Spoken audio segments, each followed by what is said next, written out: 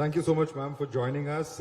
We have with us the Minister for Health, Vidadala Rajini from Andhra Pradesh. And I'm going to start, ma'am, by asking you a couple of questions about your state, about the department that you're handling. In particular, of course, we know how there are challenges as far as the spending on health is concerned. Now, as per the National Family Health Survey of 2019, the pocket health expenditure was about 69% that it had been increased to. We don't know how it is playing out in the post-COVID scenario, but as per the center is concerned, one of the schemes that they have brought in is the PMJAY, which will provide free medical treatment to needy people in the country. How are you proposing to tackle this, and have you already tackled this in your state? Yes, Mr. Madhav. Of course, out-of-pocket expenditure, it's a huge burden and it has increased. And it is definitely, for every government, it is a huge burden on the poor. And to eliminate this poverty and out-of-pocket expenditure, and our government has come up with a few initiatives and primarily focusing on accessibility and affordability. So affordability would mean that subsidizing the healthcare services for the poor. And there are times where our Jaganana's government went to an extent where we tried to bear an amount of 30 to 40 lakhs per person.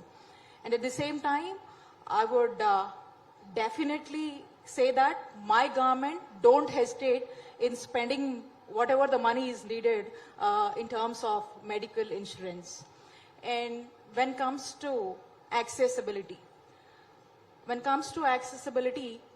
so we have about 2,200 plus empaneled network hospitals and covering across the state. Also, we have 3,200 plus medical procedures which are covered under this medical insurance. So with this, we have a strong grassroots level administrative system, what we name it as Gramaward Sachwalaya system, which constitutes about 2.6 lakh volunteers working across the state. And with this volunteer system and also the ANMs, ASHAs, and the local grassroots level, whatever we have, so with that, we are able to reach the people of this state and explain them how the network hospitals are connected and provide information about the network hospitals and the medical procedures and also the welfare schemes given by Jaganana's government. So with this, this is one part. And the very important thing is our state, Andhra Pradesh, under the visionary leadership of our former Chief Minister, late Dr. Y.S. Rajshekar Reddy Garu, he introduced a comprehensive healthcare scheme called Arogyasri in the year 2007 itself, which means a decade before the national insurance scheme was introduced. And following the footsteps, our Honorable Chief Minister of the state, Sri Y.S. Jaganmohan Reddy Garu, he strengthened and he also tried to launch many more initiatives under this Arogyasri scheme. Right. So today, in this, in addition to this, our Honorable Chief Minister added another dimension named as YSR Arogyasri Asra, which means that it supports the discharged patient in the post-recovery period by providing financial assistance of rupees 225 and up to a maximum of rupees 5,000 per month, in which it's gonna help the discharged patients. So this scheme, YSR Arogya Asara, is a novel initiative thought of our Honorable Chief Minister of the state, and I'm sure, right, Madhavji, definitely this scheme would inspire all the states of the country in the upcoming future. So many of the schemes that you just mentioned, one would imagine, and typically this is the scenario in most states of the country, that they are great for urban areas. But what about the rural areas where the bulk of the population stays? Even now, in most states, most citizens are based in that. What about the rural healthcare infrastructure? Because that is where you really have to reach out to the last man. Yes, Madhav. So when we talk about rural scenario, any robust healthcare system should provide for affordability, accessibility, and availability, as I explained you in my last discussion.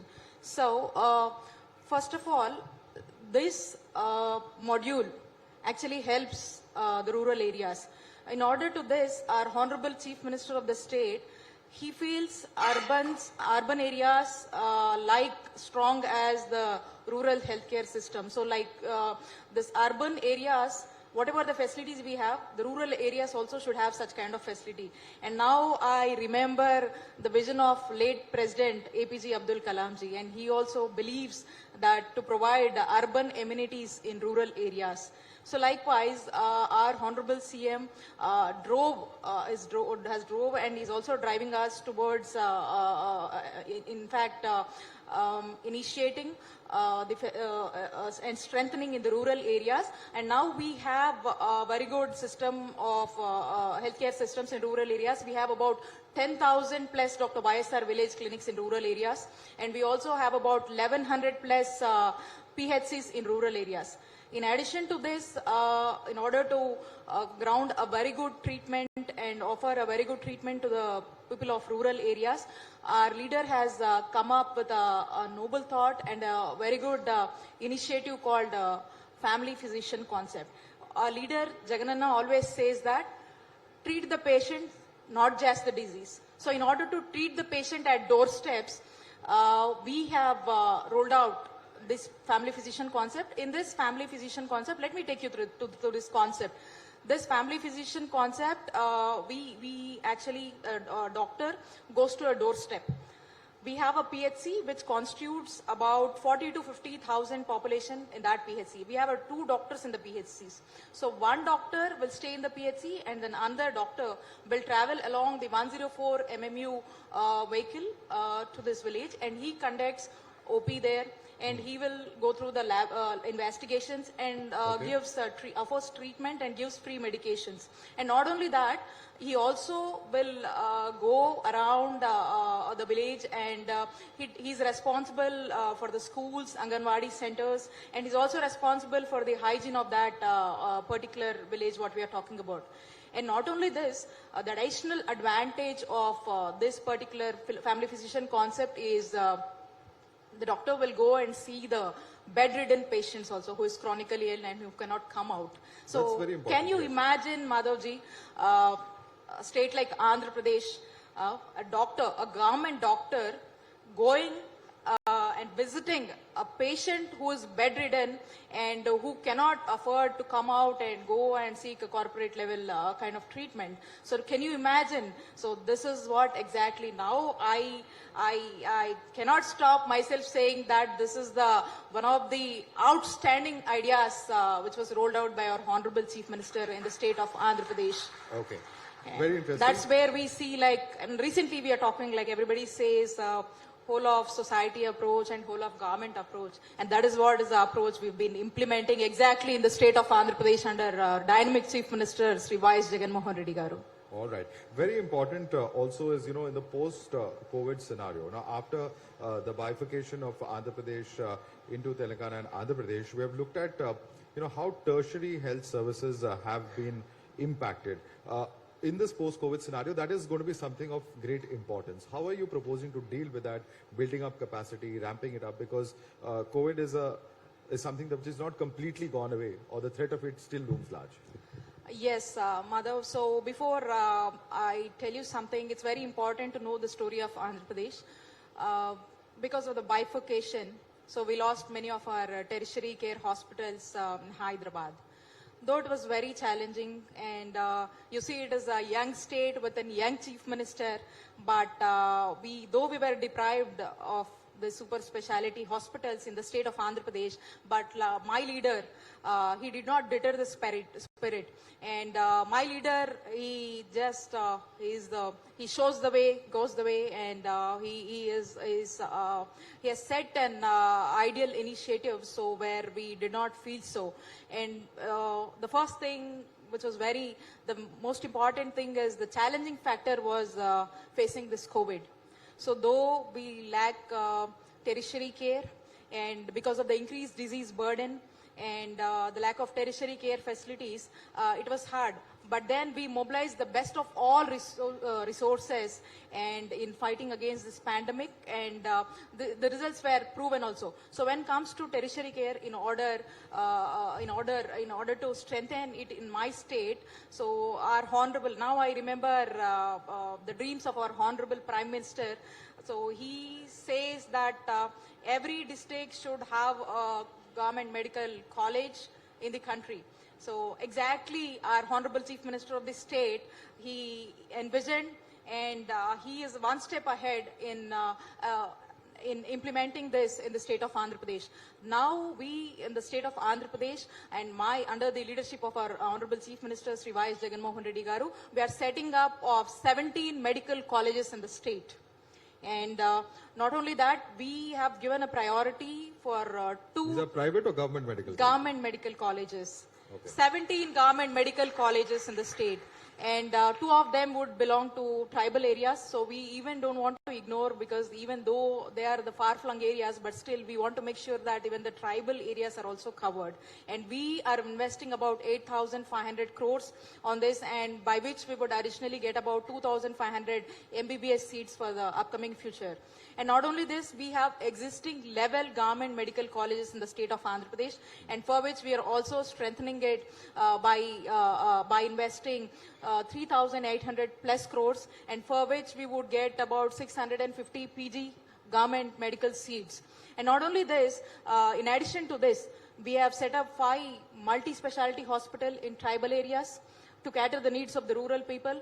And in addition to this, we have many of the super specialty hospitals, cancer hospitals, mental health institutes, and also kidney research hospitals. So these are the hospitals we are establishing.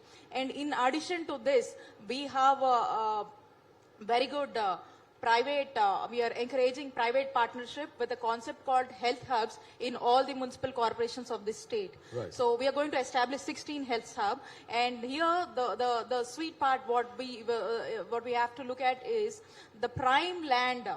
The prime land is offered to the private investors at free of cost from the government. So that's a very important part.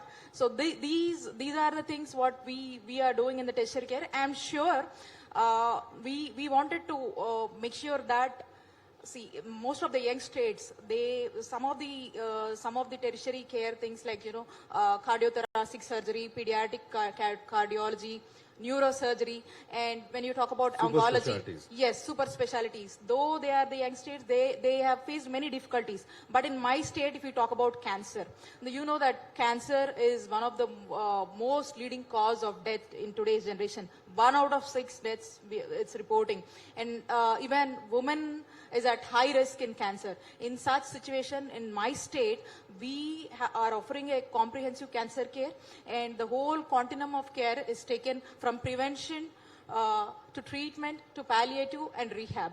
Okay. And such, we are pretty focused, and I'm sure in the coming days, we will make sure by 2030, no patient would go out of Andhra Pradesh for treatment. And I'm sure our state-of-art facilities would attract different states to come and get treatment in Andhra Pradesh. Well, that's very ambitious. That's a challenge certainly for you as the Minister of Health, and also very important given that both COVID as well as the Ukraine war have highlighted the lack of medical college seats in the country. But I want to take you to another question, because you have also been an IT professional in the past.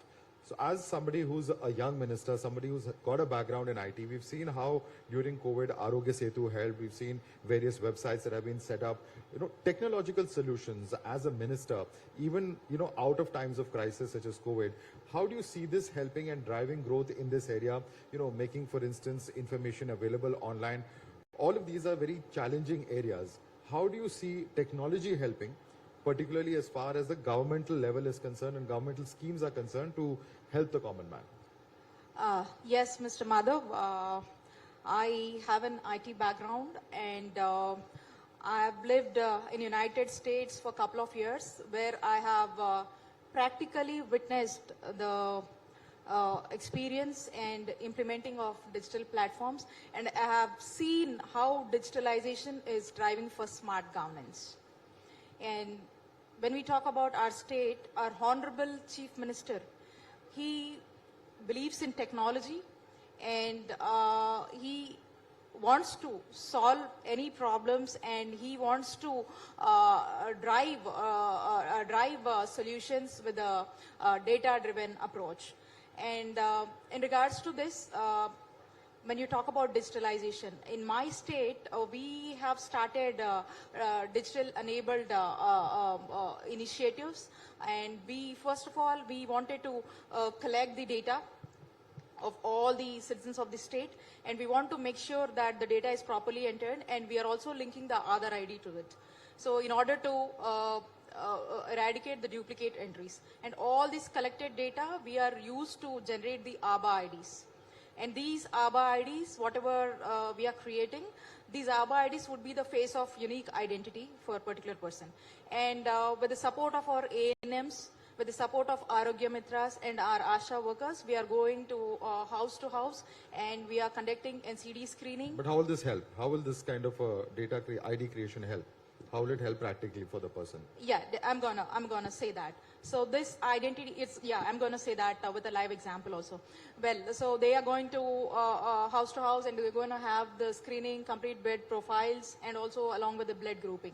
And we are also offering these once these data is collected, and these data is entered into the electronic health record.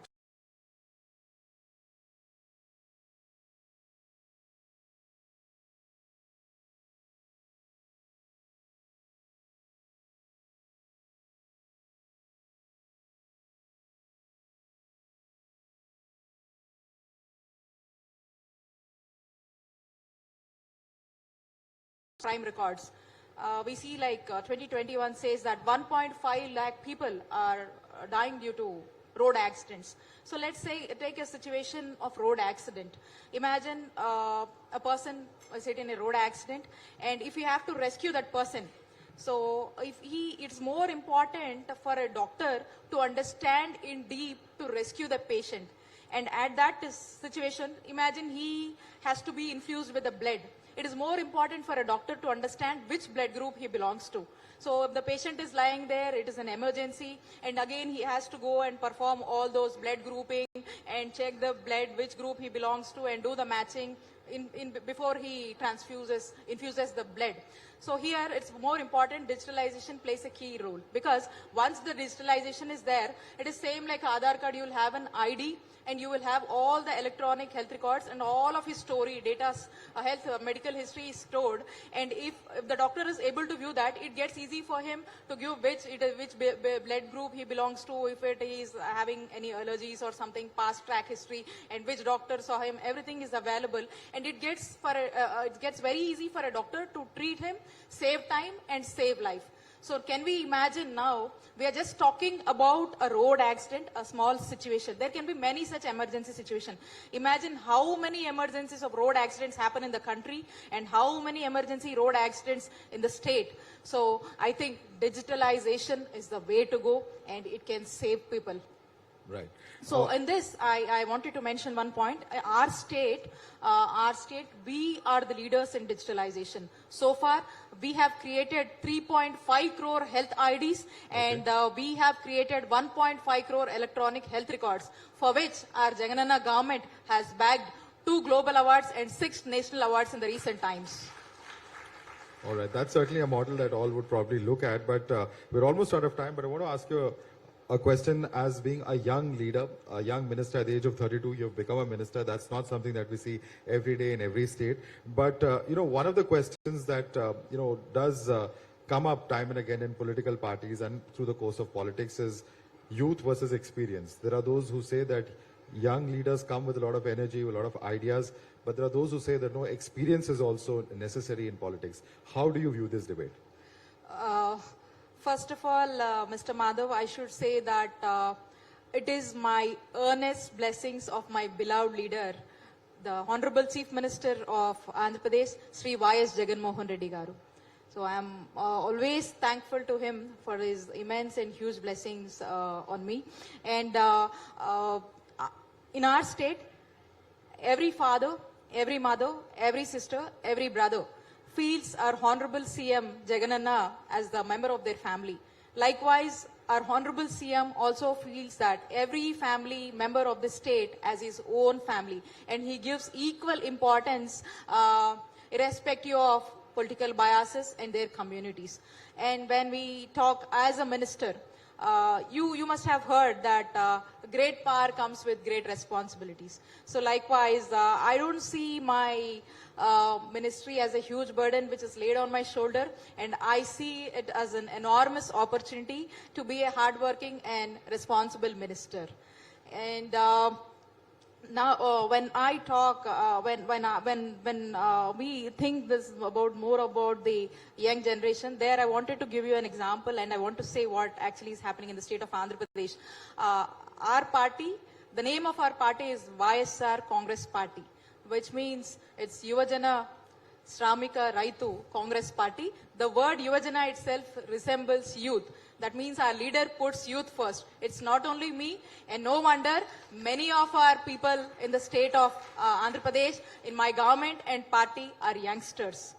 And not only this, as a young minister, I would set up goals in propagating and framing of the policies, and set the deliverances of best healthcare practices to the state. And under the guidance of our Honorable Chief Minister, and I'm monitoring and the developments of the state. Likewise, I'm talking about Nadu Nedu, which is more about developing and strengthening the preventive and curative care in the state. Right. And not only that, we are monitoring these medical colleges and these establishments in the tertiary care. And we are also keenly monitoring on this the implementation of Arogyasri and Arogya Asra schemes. We are also monitoring the services of 108 ambulances and 104 Thalli Bida Express services, and also 104 mobile medical units and 102 Thalli Bida Express services. And not only this, we are even more particular about the family implementation of the successful implementation of the family physician concept. And for this, to make our Andhra Pradesh as an Arogya Andhra Pradesh, what our leader always dreams about, we are spending about 16,000 crores for the developments which takes place in Nadu Nedu. And not only that, in regards to health sector, we have been spending 13,000 crores in providing best healthcare practices. So following the footsteps of my leader, I'll make sure that no stone will be left unturned.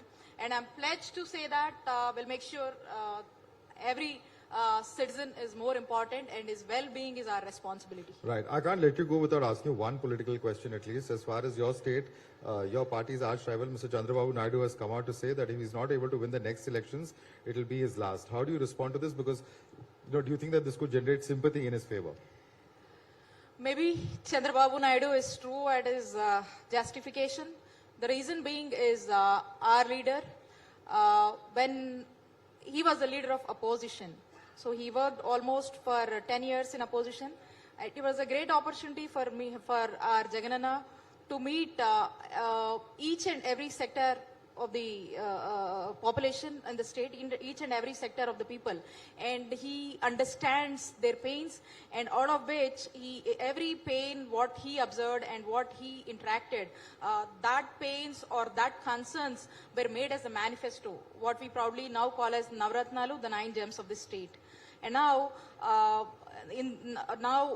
when a leader formed the government, and he from day one started focusing on delivering all the Navaratnalu, what I'm talking about, and delivering all the welfare schemes. And so far we have achieved about 98% of the schemes were being implemented in the state of Andhra Pradesh within 3+ years of governance.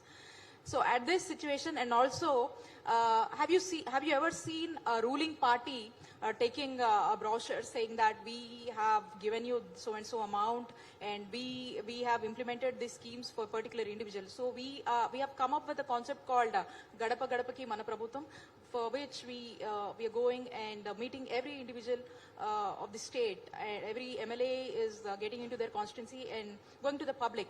So with the immense response what we are getting to our Jaganana's government. So with this response, probably Chandrababu Naidu must have felt that the existence of their party is in dilemma. And I strongly say definitely the statement what he told, maybe it's definitely right, because we are one of the strongest regional parties in the state of Andhra Pradesh, and definitely we are going to form the government again in 2024 whenever the election comes.